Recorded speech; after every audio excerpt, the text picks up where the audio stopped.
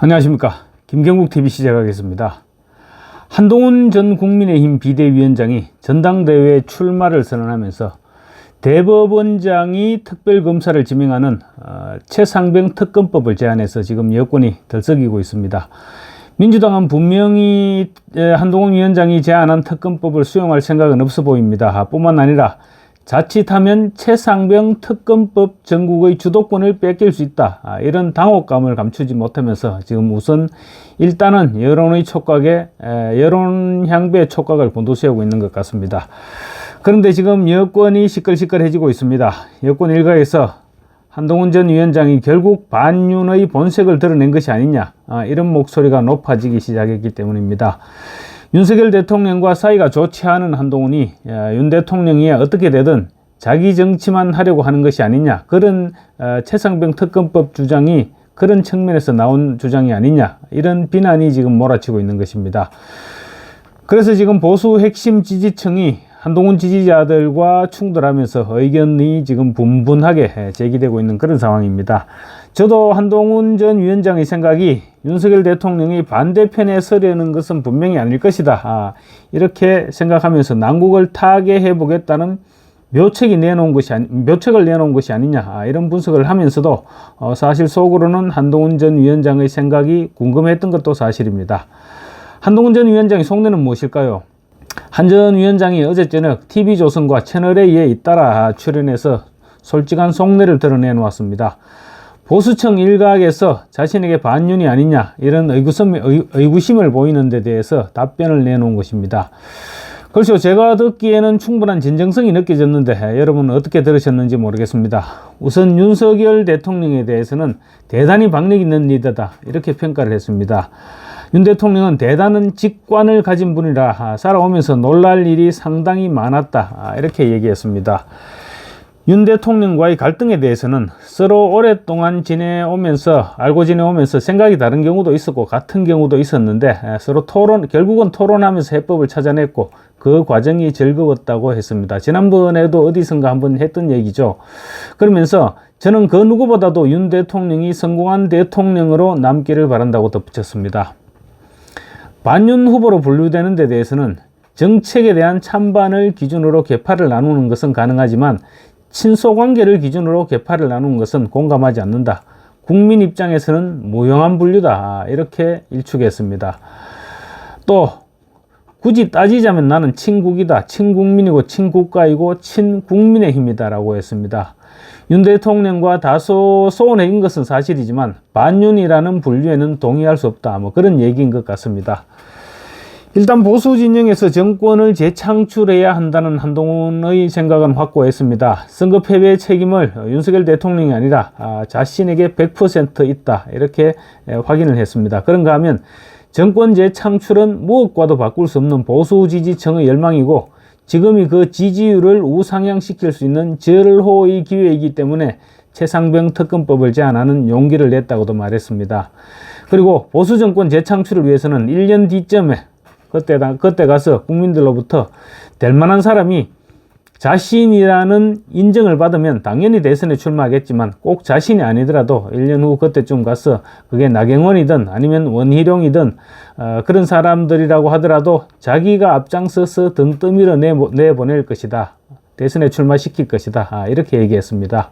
앞으로 남은 1년 기간 동안 우상향의 곡선을 만들지 못하고 또 승리의 기반을 만들지 못하면 다음 기회는 없다고 말하는 한동훈의 말에서 저는 일단 설득력이 있다, 이렇게 들었는데 다른 사람들은 어떻게 들었는지 모르겠습니다.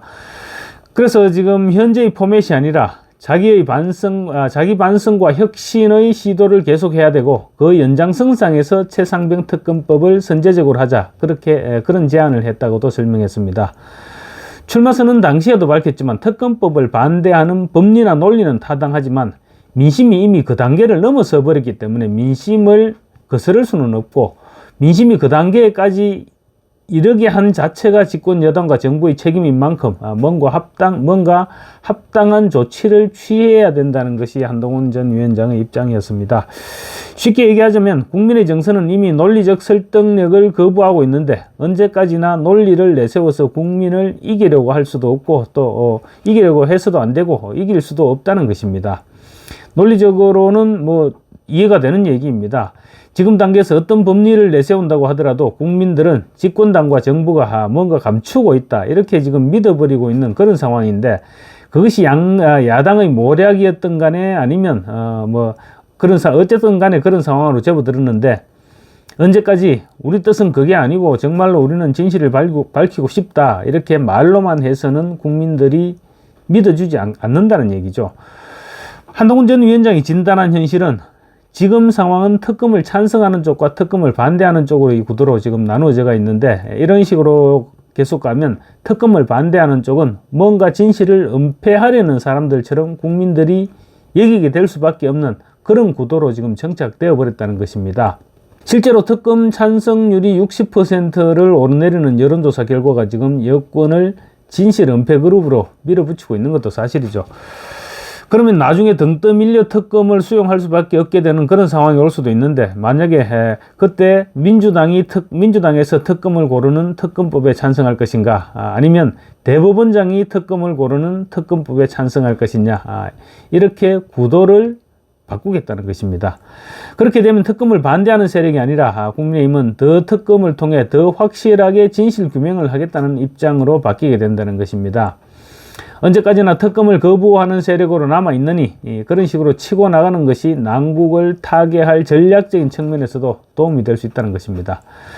색안경을 끼지 않고 들으면 한동훈 전 위원장의 말 충분히 설득력 있는 주장이 될 수 있습니다. 문제는 한동훈 전 위원장의 이 같은 생각을 색안경을 끼고 들으면 완전히 달라질 수 있다는 점이죠. 말하자면 여권 내에서도 한동훈 전 위원장의 생각에 반대하는 사람들은 윤석열 대통령과 한동훈 위원장의 사이가 좋지 않으니 특검을 해서 대통령이야 어떻게 되더라도 상관없다, 그러니까 결과적으로 탄핵으로 흘러가도 상관이 없다는 것이 한동훈 전 위원장의 뜻이 아니냐, 이렇게 비판이 일어나고 있는 것입니다. 이에 대해서 한동훈 전 위원장이 명확하게 답변을 했습니다. 국민의힘이 정권 재창출을 반드시 해야 되는데 지지층의 열망이 바로 정권 재창출인데, 방금 얘기했다시피 윤석열 대통령이 탄핵으로 흘러간다든지 그런 분위기로 간다면, 상황으로 전개된다면 정권 재창출이 불가능해지지 않겠냐는 것입니다. 누구보다 자기가 그런 상황을, 그렇게 흘러갈 상황을 잘 알고 있는데, 그래서 그런 일을 막기 위해서 민심을 받아들이는 선제 공격을 하고 나섰다, 이렇게 주장하고 있는 것입니다. 윤 대통령과의 관계가 소원해진 것에 대해서 부인하지는 않았지만 중요한 공적 임무를 맡은 사람들끼리 사적인 친소 관계가 영향을 줄 수는 없고 앞으로도 그럴 것이라고 잘라 말했습니다.